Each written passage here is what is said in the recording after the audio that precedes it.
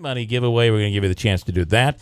We do have Steve Houck in studio, and I know you wanted to add something on the whole thing, and I'm really just done with the whole thing. But go ahead on the issue of the interview and the media and what our role is, and what it should be and what we need it to be. We've talked about this before several times, and on the air and off the air, that the role of the media goes back really to the formation of the country and to our founding fathers. That it's the media's role to question government. That's essentially what the main job of the media is. And I've had it happen many times over the years that there was sensitive subjects that I didn't particularly want to talk about, or maybe was viewed differently by the media, and I've been challenged many times by you and other media, and I don't always particularly like it, but I do understand that that's the role of the media, and sometimes it's not pleasant and it can be distasteful, but that's the job, and we have to accept it. People in government have to accept that's it, and because you're really acting as the people, and because you have access to us, and you're the one that are asking the questions that people want the answers to. So it's our job to answer to you as representatives of the people in that respect. Some might say that I'm a despicable person because most of what we do here is, we deliver the news. We most times don't have something really personal and difficult to deal with like today. Today is a very unique day. And I prefer the days where we don't have to do stuff like this and we don't end up in the middle of stuff like this. But you might look at a member of the media, like the people here in this room, as being despicable from what I'm going to tell you. And that is that it's about the story. It's about getting and uncovering a story that really is the most important thing for somebody that is a reporter, somebody in the media and journalist. And it's really not personal. It's not about who the story is about. If you come up with a big story that might be about George Phillips, that might be about Stephen Wells, do you really think that we would be there saying, boy, we better keep that quiet. We don't want that out there. Or do you think we would be equal opportunity offenders and just love the fact that, hey, we've got a huge story here right now. This is big. We're running with this story. Doesn't matter the name. It's the size of the story, and we felt this was pretty big. Well, I can speak from my perspective is not only doing law enforcement, but doing media, is that really the time I get a chance to sort of use my craft is when something bad happens. So although it's distasteful, it is what you train for, and it's what your technique is and where your skill level is and your skill set. So when you do have an opportunity to use it, it's sort of an adrenaline rush, and it's sort of like, hey, I've got all this experience and all this knowledge, now I get to use it. Unfortunately, sometimes it can be for bad reasons, but that's what your goal is. That's what your job is. Okay, I just got an email. I'd just like to address this on the air. It's something we've talked about. Just for those who might have missed it, it says, Mr. Manaski, maybe I missed part of the rebuttal or debate, but my question to you is, anybody asked Mr. Wells why he gave money to Cuomo and what his reason for doing so is? I know I would not want someone in office representing me that gave to him. Please ask Bill. I would expect him to call him and ask. We've have done that. We've done it over and over again. We've done it. His explanation every time he's been on, we've asked that question again. And because I felt, I tell me I'm wrong, I feel that we need to ask that. And what is the answer that we've gotten? The explanation is, and I just talked about that last hour, by the way. Yeah, and he's basically said that, I believe he said his brother, and the check was cut on behalf of the company. It's not something he authorized and approved. I got another email here. I guess I'll share this. I'm not sure that he even went so far as to say it's nothing that he authorized. Don't we all really realize that that Wells's company, I think it's pretty obvious, Wells's company gives to everybody, and Claudia Tenney has called that pay to play, but when you're in business, most business owners know, and it's funny, you hear it from people with Cuomo. Cuomo's a great example of this, because when, here you're a gun owner and you believe in the Second Amendment, but all of a sudden Cuomo's passing all these laws that and releasing restrictions on alcohol and on beer. So you're seeing these people working with Andrew Cuomo right now. Nagel was talking about it just the other day. He despises what Cuomo has done with the Second Amendment. He's a gun owner.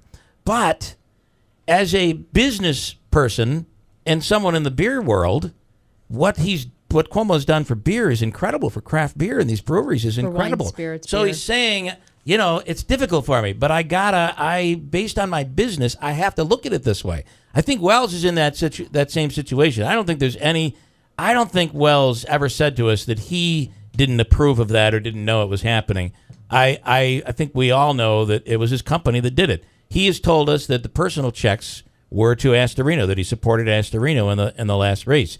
Now, tell me what would happen if somebody could present us with a check that is a personal check from Stephen Wells to Andrew Cuomo. Would we hide that? Absolutely not. Have we looked for that? I mean, the problem is, short of going into somebody's account, I mean, you go through the listings of who's donated. Nothing is there. We can't find anything that shows that Stephen Wells as an individual has given. So he didn't lie to us. He told us the truth, as difficult as that was, and she's hammering him over it. And, hey, that's politics. Just like he's hammering her over the fact that she doesn't go to work. Well, do we really believe that? I mean, or she's a liberal and so we don't believe that, right? But when you catch somebody in something, to me, that's legitimate. How do you want us to bury that? Is that what people want us to do? Should we bury it? Should I have buried that on Claudia Tenney and not run with it? I don't think it's unfair to ask her that question, no. She was adamant about it. I played the audio.